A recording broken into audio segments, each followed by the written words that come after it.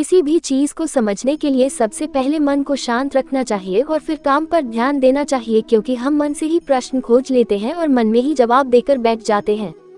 भगवान कृष्ण ने मन को शांत रखने के लिए दो चीजें बताए हैं। भगवद गीता में भगवान श्री कृष्ण कहते हैं, मन का बेचैन होना उसका स्वभाव है। हमारे मन को लगता है कि अगर वह अलग अलग बातों के बारे में सोचता रहेगा तो हमें आने वाली हर मुश्किल और मुसीबत से बचा लेगा, पर ऐसा होता नहीं है। हम अपने जीवन का काफी अधिक समय सोच विचार करके परेशान होने में निकाल देते हैं। भगवान श्री कृष्ण कहते हैं कि मन का ये स्वभाव बदलना मुश्किल जरूर है, असंभव नहीं। अच्छा, अब आप एक बात बताएं, क्या आप कौए को कह सकते हैं कि वो कांव कांव की आवाज ना करे? या फिर क्या आप किसी मेढक को कह सकते हैं कि वह पानी देखते ही ऊंची छलांग ना मारे? हमारे मन का भी कुछ ऐसा ही है। जीवन में कुछ भी होता है, अच्छा या बुरा, हमारा मन उस पर कांव कांव कांव करने लगता है। कांव कांव से मेरा मतलब है चिंता करना, व्याकुल होना। कोई बुरी बात होती भी नहीं है और मन परेशानी की ऊंची ऊंची लपटें लेने लगता है। कभी कभी तो मुझे ऐसा लगता है कि हम में से कई लोग सिर्फ परेशान होने के लिए जीते हैं। सारी परेशानी, पीड़ा, दुविधा अक्सर हमारी मन की बनाई हुई कहानियां होती हैं।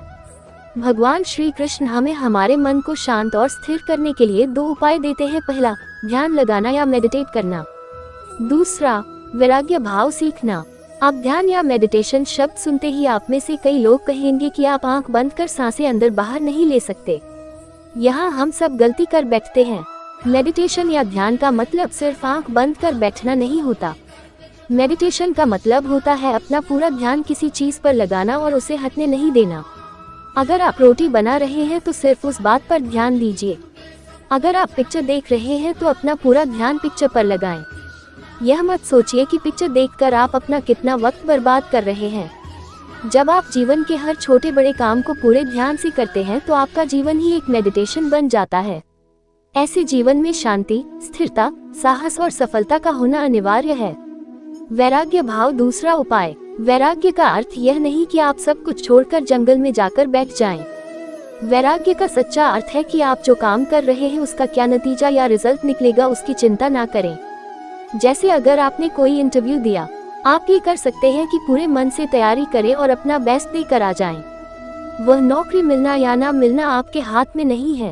इस नतीजे के पीछे अलग अलग चीजें हैं जो आपके बिल्कुल कंट्रोल में नहीं। तो जिस चीज के बारे में आप कुछ कर नहीं सकते, उसके बारे में चिंता भी ना करें। यही वैराग्य का सच्चा मतलब होता है। और यही है भगवान श्री कृष्ण का दूसरा उपाय, मन को चिंता की लपटों से बचाने का। याद रखिए, आप पूरे के पूरे इंसान हैं, समझदारी, संयम और कुशलता से भरे इंसान।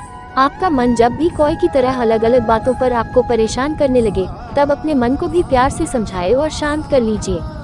बस अपने ऊपर विश्वास रखिए कि आप कभी अपना बुरा नहीं होने देंगे।